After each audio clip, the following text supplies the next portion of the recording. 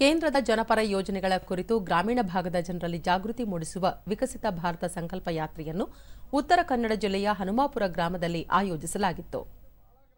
ಸಾರ್ವಜನಿಕರಿಗೆ ವಿಕಸಿತ ಭಾರತದ ಪ್ರತಿಜ್ಞಾವಿಧಿ ಬೋಧಿಸಿ ಅರ್ಹ ಫಲಾನುಭವಿಗಳಿಗೆ ವಿವಿಧ ಯೋಜನೆಗಳ ಮನವರಿಕೆ ಮಾಡಿ ನೋಂದಣಿ ಕಾರ್ಯ ಮಾಡಲಾಯಿತು. ಈ ವೇಳೆ ಏರ್ಪಡಿಸಿದ್ದ ಆರೋಗ್ಯ ಶಿಬಿರಕ್ಕೆ ಉತ್ತಮ ಸ್ಪಂದನೆ ವ್ಯಕ್ತವಾಯಿತು. ದೂರದರ್ಶನದೊಂದಿಗೆ ಫಲಾನುಭವಿ ಗುರುರಾಜ್ ಶೇಟ್ ಪಿಎಂ ಕೃಷಿ ಸಮ್ಮಾನ್ ಯೋಜನೆಯಡಿ ಸಹಾಯಧನ ದೊರೆತಿದ್ದು ಕೃಷಿಯನ್ನು ಅಭಿವೃದ್ಧಿಪಡಿಸಲು ಸಹಾಯವಾಗಿದೆ ಎಂದು ಸಂತಸ ವ್ಯಕ್ತಪಡಿಸಿದರು.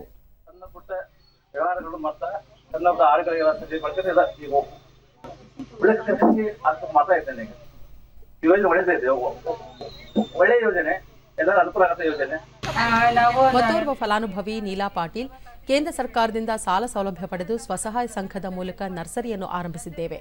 ಇದರಿಂದ ಆರ್ಥಿಕವಾಗಿ ಏಳಿಗೆ ಹೊಂದಲು ಸಾಧ್ಯವಾಗಿದೆ ಎಂದರು. ಅವ್ರಿಗೆಲ್ಲ ಬೀಜ ಹಾಕ್ಸೋದು ಎಲ್ಲ ಕೂಲಿ ಕೊಟ್ಟು ಕೆಲಸ ಮಾಡಿಸ್ತಾ ಇದ್ದೀವಿ.